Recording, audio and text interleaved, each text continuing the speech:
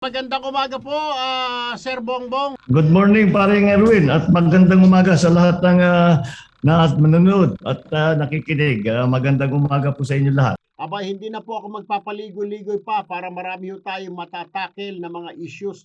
Bago po itong, at alam ko excited itong mga kababayan natin na tinatanong na ano bang tatakbuhan. Siguro nakikita nyo rin yung mga BBM Sara, BBM PRRD. Pero bago ho yan, medyo dito ho muna tayo, sir. Ano ho ang reaksyon ninyo? Kagabi, sabi ng Pangulo na plano niya or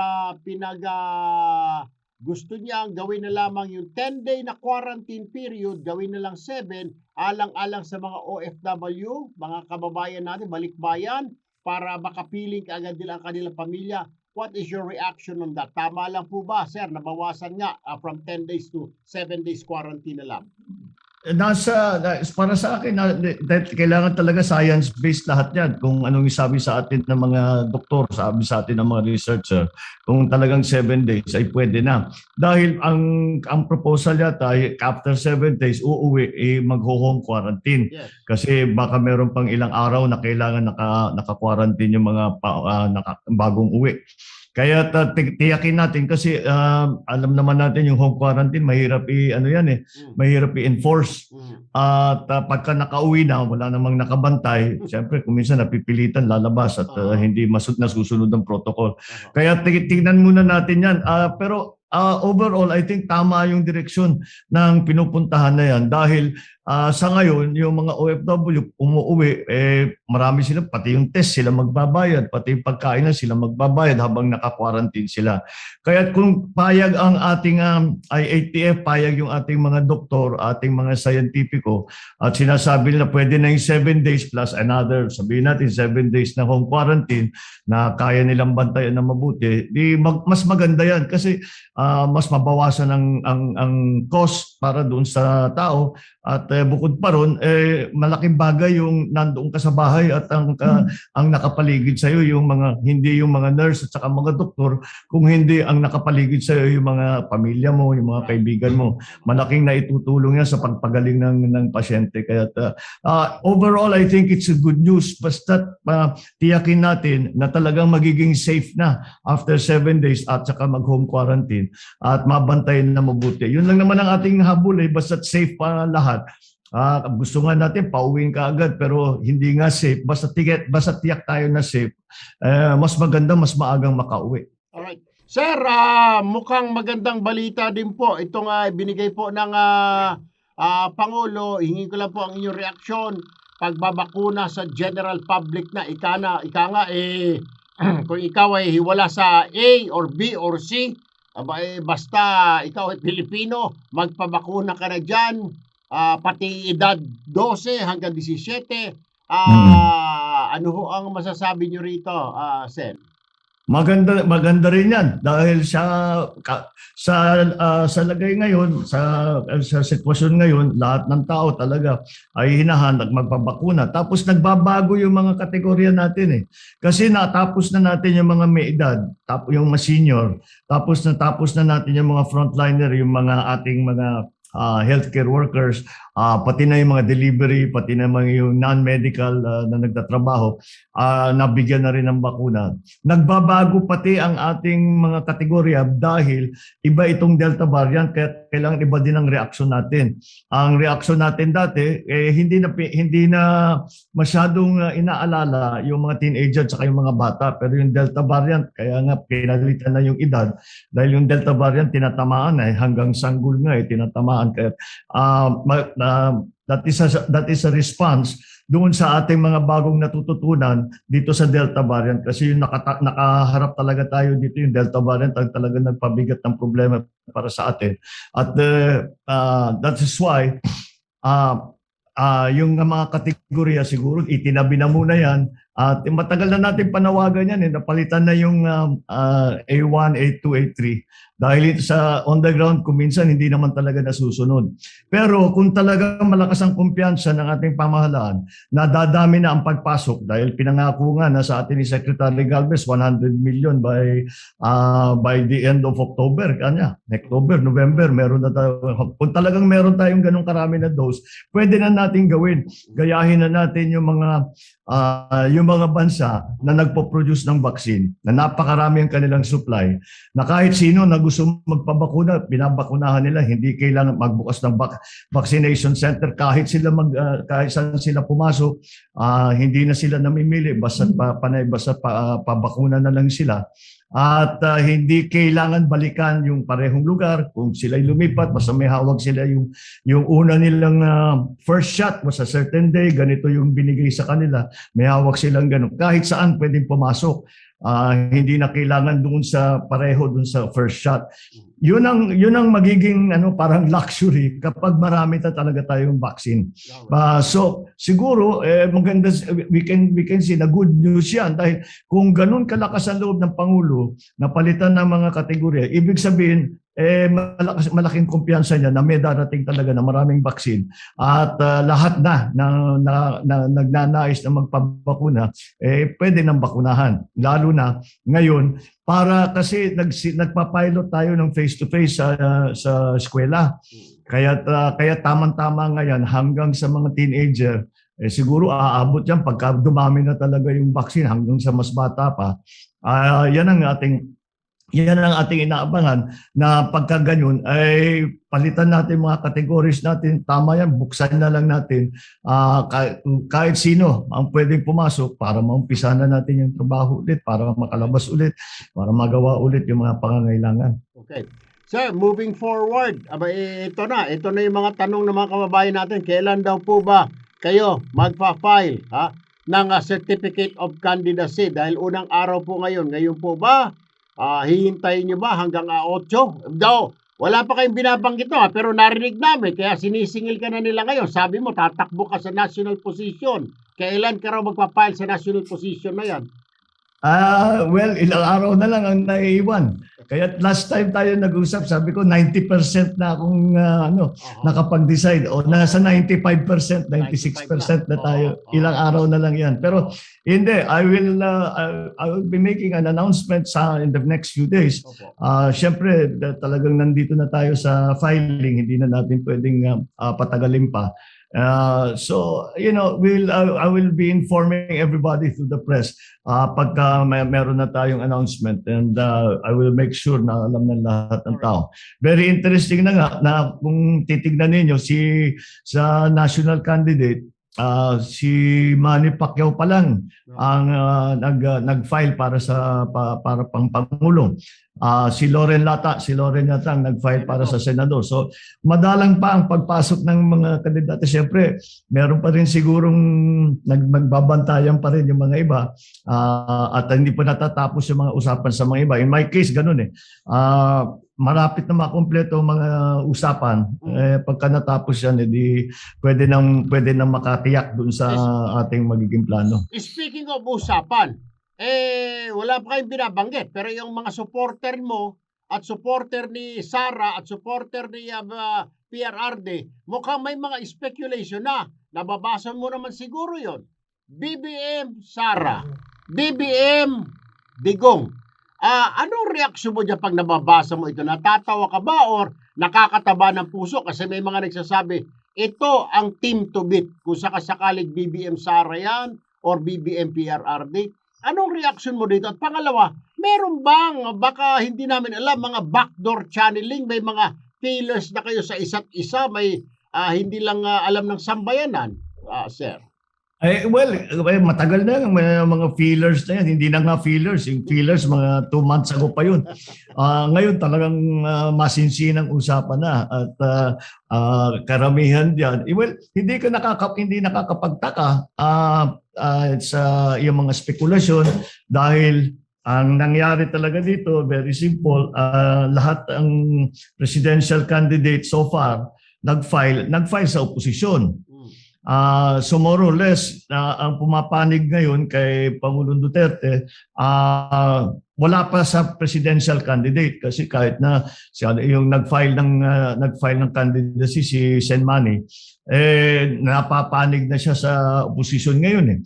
Kaya very interesting kasi yung naiwan sa panig ni Pangulong Duterte ay iilan na lang. Iilan na lang kami. So siyempre lahat ng combination dyan sa Duterte side, administration side, pinaghahalo-halo. But yung yung sinasabing team to beat, palagay ko, alam mo, marunong na ang Pilipino, marunong na sila mag-analyze ng mga political situation. Palagay ko, I have to say that may dahilan din, may katwiran din yung kanilang mga sinasabi dahil kapag nagkabuo, pagka either way, pag kung sakali nagbuong oposisyon, matibay yun. Kung magbuo naman sa administration siya, matibay din yun. Because you have to understand, yung party machinery, wala pa yung mga partido, hindi pa nagsasabi yan, yung malalaki. Yung NPC, yung NUP, yung sa Kongreso na malalaking partido, NP, lahat yan hindi pa nagsasabi kung ano yung kanilang magiging stance dito sa darating na halalan.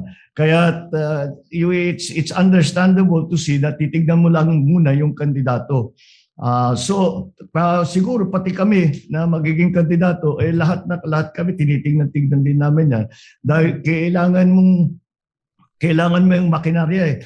Pag national, pag local, kahit na nag-iisa ka, pwede kang tumakbo eh. Pero yung makinarya, pagka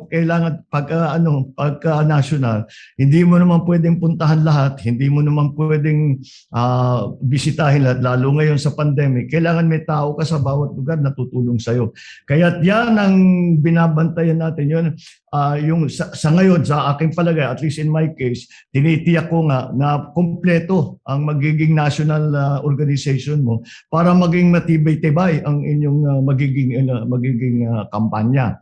So that is what we are finalizing now. Pero syempre, nakaabang pa rin tayo sa mga magfa-file. Kung titignan talaga natin, kung meron nagsabi na magfa-file sa ganito, hindi tapos iba yung ginawa, baka kailangan mag-adjust. So, ganyan talaga yan. Parang poker yan.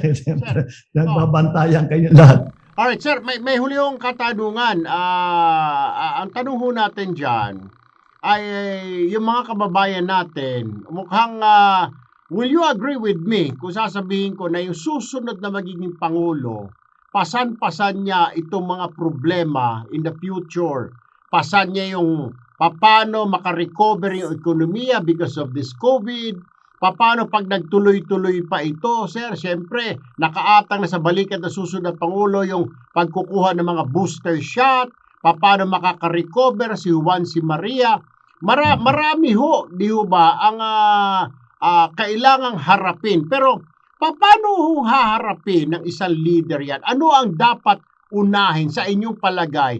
Ang dapat unahin na magiging Pangulo pag naupo yung bagong Pangulo sa 2022, BBM, sir? Sa aking palagay, dahil syempre pinapanood din natin yung naranasan ng mga ibang bansa, ay sa unang pa lang ay ayusin natin ang pulisiya natin para dito sa COVID, yung mga lockdown, yung mga granular, yung mga ECQ, lahat yan ay linawin natin na mabuti at maging maliwanag sa taong bayan kung ano ba talagang ibig sabihin nitong mga ito.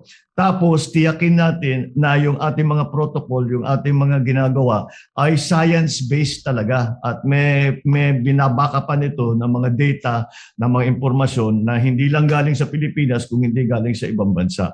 Pangalawa ay susunod yung pag-procure talaga ng vaccine dahil hindi tayo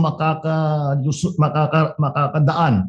Hindi natin malalampasan itong COVID hanggang nabakunahan na ang karamihan ng Pilipino. Kaya yung acquisition ng vaccine, yung procurement ng vaccine, yan ang number one talaga yan. Hindi lahat ng ipinaplano natin hindi natin magagawa handang mabakunahan ang karamihan ng Pilipino.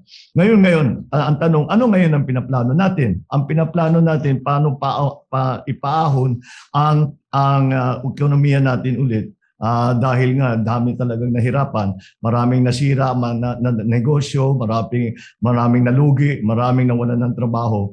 Yun ang kailangan nating balikan. Kaya patibayin natin ano ba yung ating ekonomiya. Titignan natin, we are still an agriculture-based economy, number one. So payusin natin yun. In the short term, yung ating MSMEs ang namimiligro talaga. Silang naghihirap. These are the small and medium-scale enterprises. At sila talagang malaki ang tama sa COVID. Balikan natin yan dahil pundasyon natin yan ng the consumer side of the economy. Dyan yung mga retailer natin, yung mga personal services, yan ang buhayin natin, tulungan natin sila. We can give them tax amnesties, we can give them tax holidays. Baka meron pa tayong maitulong sa small businesses na investment. Pagdating ng panahon, siguro we will have to work very closely doon sa malalaking korporasyon na bigyan ng pagkakataon ulit bumangon ang mga maliliit natin na mga negosyo. And that's where we will begin. Pero may structural change ang ekonomiya. Wag na natin babalikan yung ekonomiya kagaya nung pre-COVID. Kailangan nating isipin mabuti ano ba ang mundo post-COVID. At hindi lang tayo, hindi lang ano yung Pilipinas, ano ang mundo. Dahil global economy na tayo ngayon, kailangan tignan natin kung saan papunta. Ano ba yung mga industriya na babangon dyan, na bago. Ano may mga industriya na kahit anong gawin natin, lubog na, hindi na makakabalik. Saan tayo maglalagay? Kaunti ang pondo natin, saan natin ilalagay ng pondo ng gobyerno para makapag-develop ulit? Sa aking palagay, in my view, back to basics nga ang aking laging sinasabi. We have to go back to infrastructure, to agri, education, healthcare, patibayin natin lahat yun. Alright, sir, panghuli na lang at mabilisan na lang because we're running out of time. Ito po yung tanong ko lang, personal, you may or may not answer this. Alam ko, wala pa kayong binabanggit. Kung sakasakali, sir, na pagdesisyonan niyo na tatakbo kang Pangulo, at kung sakasakali lang at ika nga sinwerte ho kayo maging Pangulo, susundan mo ba, tatapusin mo ba yung mga hindi natapos ng Duterte administration, and why? Well, marami diyang dapat tapusin. Kasi yung marami sa proyekto rin na ginawa sa administrasyon ni Pangulo Duterte ay tinuloy din nila yung mga proyekto ng aking ama. At ang Duterte administration lamang ang nagtuloy sa marami na plano na hindi natapos nung panahon ng aking ama. Kaya para sa akin, natural na i-continue yung mga, lalo na yung infrastructure development. Siguro yung siyempre, yung ating foreign policy, kailangan din natin tingnan na mabuti yan. At ngayon lang medyo nagbabago, nag-a-adjust ulit tayo dyan. So I think, sinasabi ko nga, engagement is still the key. Wala naman tayong ibang option. So kailangan natin ipagpatuloy yan. Siyempre, yung peace and order at yung anti-corruption, hindi naman natigil yan. Lahat ng administrasyon kailangan tutukan yan. So talagang mayroong mga basic elements na ginawa ng administrasyon ni Pangulong Duterte. At kailangan talaga tapusin. Kaya alam mo naman ang sakit dito sa Pilipinas kung minsan, basta kung may napalitan na chief executive, mayor, governor, basta tinatapon na lang yung nakaraan. Hindi natin pwede nang gawin yun. Kailangan talaga tuloy-tuloy ang ating pagplano, tuloy-tuloy ang ating progreso. Continuity is very, very important. Dating Senador Bongbong Marcos, sir, maraming salamat. Can I see you again next week? Mga ganda mga issue na marami na. Palagay ko by next week, iba nang usapan natin. Alright, maraming salamat po sa inyo, Sir Bongbong Marcos. Ingat po kayo lagi. Thank you, sir. Thank you very much, Erwin. At maraming salamat sa nagsusubaybay sa atin. Maraming salamat at magandang umaga po.